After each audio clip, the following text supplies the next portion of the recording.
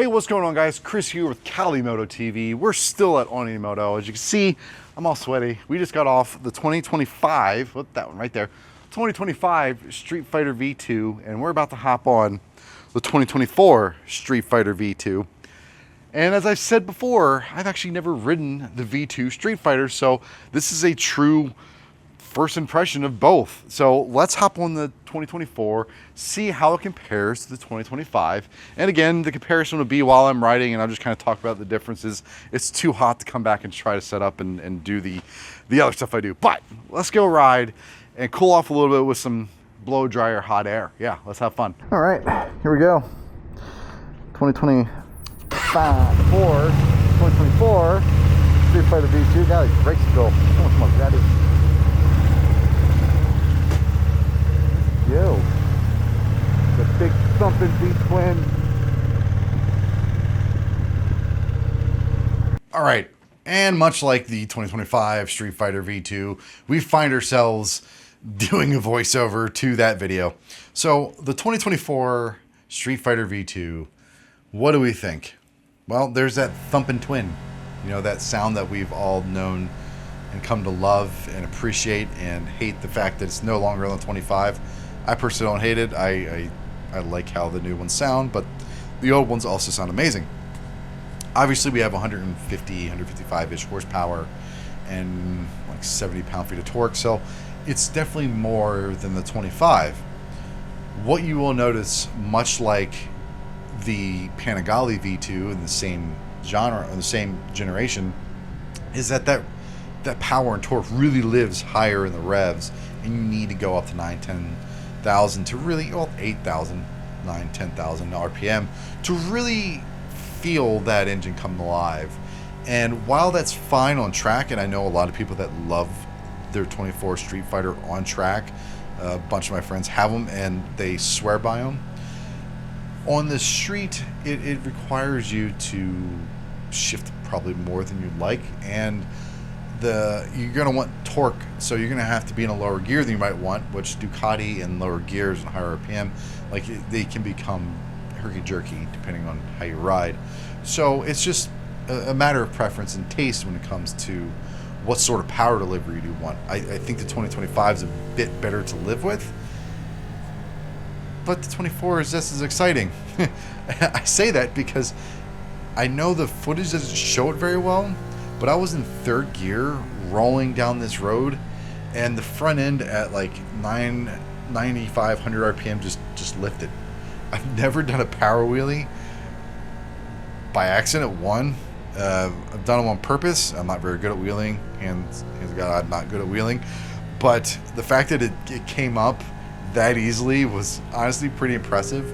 And one of those things that reminds you that that generation Ducati was just exciting. You know, it gave you a certain feeling when you rode it, and some were going to argue, and even myself a little bit, that level of excitement and special feeling you don't quite get with the 25s anymore.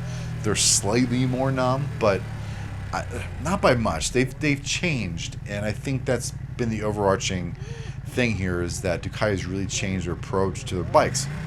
The ergonomics of the 2024 Streetfighter, I actually like them a little better than the 25.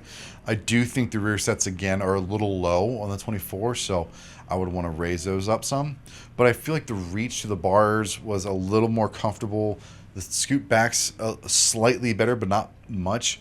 But I also think you sit in the bike more on the V2, 2024 V2, than you do the 25 V2. I think the 25, you're up on the bike a little bit more, and the 24, you sit down in it and you can wrap around the tank, I think, better. The tank's slightly wider, not by much.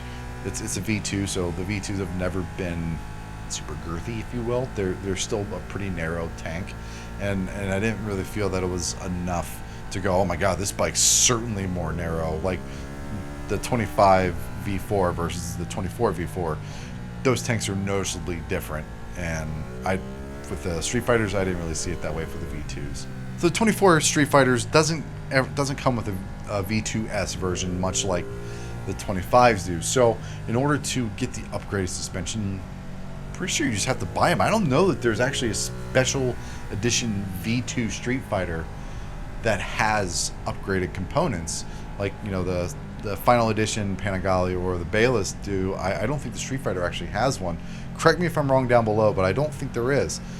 Because of that, the components that are on the Streetfighter 24 are okay. The brakes are okay. The ones that are on the 25 are better. The suspension's a Showa versus I think it's KYB that were on the 25s. I thought that's what that said. Maybe I'm wrong. It happens, so fact check me if you will. The suspension on the 2024 Streetfighter didn't quite feel as soft as the one that was on the 25. So it is, because of that, it's a little more harsh of a ride. It is a little bit sharper too, because you're not squatting so much when you're coming out of turns. You're also not diving so much when you're going into turns. So I think the turn in and everything is actually sharper on the 24 than it is on the 25. And I do mean, like, it's so minuscule. The differences are riding and handling wise are negligible. It really comes down to preference, but I would give the edge to the 24. Again, the power delivery, you need to have a lot of revs for that torque to kick in. But I still think the Streetfighter is far more fun to ride than the V2 Panigale. So whatever generation you like, if you think the Panigale is good, try the Streetfighter. I think you're going to be more blown away, especially in the 24, because I feel it's a little more exciting. Go through the canyons, you really notice where the revs need to be in that power band of fun, if you will. And when you're up there, that's where you really feel that extra horsepower in comparison to the 25 V4, because once you get to a certain point in the 25 V2, I should say, once you get up to the rev range in the 25 V2, it really just kind of goes like this, and you just feel it kind of die off, whereas the 24 V2 it comes up, and you can tell the difference. If you look at a dyno chart, I'm sure there'll be noticeable differences in the lower revs to the higher revs, but once you come up, you just feel that extra aggression. And I think for a lot of people, aesthetically, aside from the aesthetics, you're gonna like the characteristics of that engine just because of how much it revs and vibrates, and just that visceral feeling that you love and I love from Ducatis. You get that with the 2024, not so much with the 25. So much like the 2025 Streetfighter V2 video, because the audio is messed up, it's a little more condensed, a little more concise, a little more to the point. So between the two, which one would I choose? You know, in my video, it's dealer's choice. Do you want a single-sided or double-sided swing arm? Which do you like better?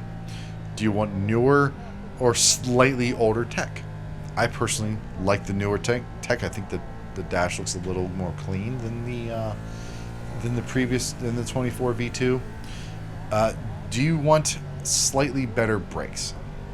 I think the ones that are on the 25 are better than the 24, but again, it's very negligible. Same thing with the suspension. I would upgrade both of them and go. If I were to buy either one of these bikes, I would obviously get the base of the 25 and the current 24 configuration, even the olive green, the army drab green. I think it looks awesome. Get those, upgrade the suspension, upgrade the brakes, and you have a phenomenal bike. And it's probably going to be slightly cheaper than the V2S of 2025, especially if you get a 24, it's cheaper that way. So if you're trying to go that route, I think the 24 edges the 25 just a little bit in excitement and just sheer joy of riding. But all in all, you know, they're both incredible bikes. I think if you're more of a commuter, the 25 matches you. I think if you're a little more of a canyon carver, track person, spirited rides, the 24 really, really matches that type of personality or that type of riding. But again, you can't really go wrong with them. So I hope you enjoyed this particular way of doing this video. This is what happens when your audio craps out and does things you don't like. But hey, it's what happens. It's the life of doing these videos. But like the